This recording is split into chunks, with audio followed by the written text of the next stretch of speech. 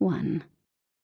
Standing on velvet green grass, still sparkling with dew, Jason watched Dmitri cup the face of the hunter he had just made his wife, the dawn sunlight kissing her skin, lighting up eyes that saw only the man in front of her. The grounds of the Archangel Raphael's home, Jason thought, the Hudson rushing past beyond the cliffs, and a mass of fragrant roses in full bloom climbing the walls of the house itself, had seen centuries pass, but a scene such as this they had never witnessed, and perhaps never would again. A scene in which one of the most powerful vampires in the world took a guild hunter for his bride. That Honor loved Dmitri was in no doubt. It didn't take a spymaster to read the incandescent joy in her every breath, her skin radiant with it. What startled Jason was the potent emotion he saw in the eyes of a vampire who had been a pitiless blade for all the centuries Jason had known him. Cruelty came easily to Dmitri, maybe too easily in recent times. The vampire was near to 1,000 years old, and jaded with it.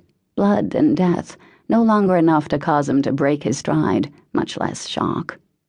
Jason had seen Dmitri wield his scimitar on the field of battle to take off invaders' heads, glory in the spray of their dying blood, and he had seen Dmitri seduce women with sensual elegance and a cold heart, simply to amuse himself. Yet the man who touched Honor, who claimed her lips in a kiss of possession, had a tenderness about him that was as dangerous as it was gentle. And Jason comprehended that Dmitri would be a brutal weapon against anyone who dared harm his wife, that the darkness in him had not been tempered, but merely leashed. "He cannot deal with the cadre if he is leashed," he said to the woman who stood next to him, a hunter with wings of midnight and dawn.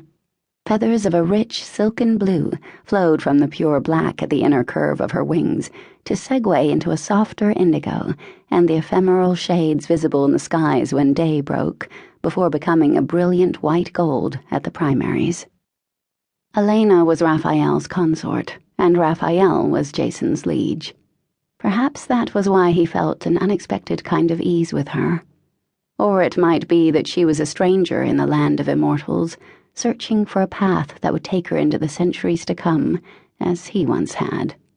Or perhaps it was that, unbeknownst to Elena, they were linked by a far bleaker tie, a tie that spoke of mothers and blood.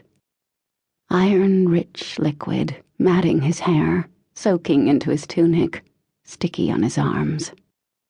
Elena looked up, shook her head, the startling near white of her hair pinned back in an elegant twist, her body clothed in a simple ankle-length gown of a blue the shade of a pristine high mountain lake. Her only ornamentation came in the form of the small amber hoops she always wore, as an outward sign of her commitment to Raphael. "Don't you see, Jason?" she said, as the bridal couple broke a kiss that had more than one sigh rippling through the crisp morning air. "He is only this Dmitri for Honor." She joined in the clapping and cheering when Honor and Dmitri turned to the assembled guests, well-wishers moving forward to congratulate them. Having spoken to Dmitri before the ceremony, Jason waited for the crowd to thin. Elena, too, held her place, giving others a chance to speak to the newly wedded couple. As he'd been with Dmitri before the ceremony, alongside Raphael, Ilium, and Venom, Elena had been with Honor, the Archangel and his consort having turned over a suite in their home to the bride's party.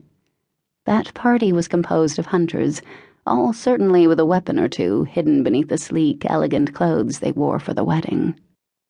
Blue flickered at the edges of his vision, and he turned to see Ilium spread his wings for a hunter who had made the request. Clad in the same formal black worn by the groom, as well as Raphael and the others of the 7 here today, he had a flirtatious smile on his face. The smile was real, as far as it went, but then it did not go far. Jason had seen Ilium love until his heart broke, and he had seen the angel mourn until there was no light in those eyes of molten gold. "I understand," he said to Elena when she glanced back at him, reminded once again of the capacity others had for endless nuances of emotion. Jason had watched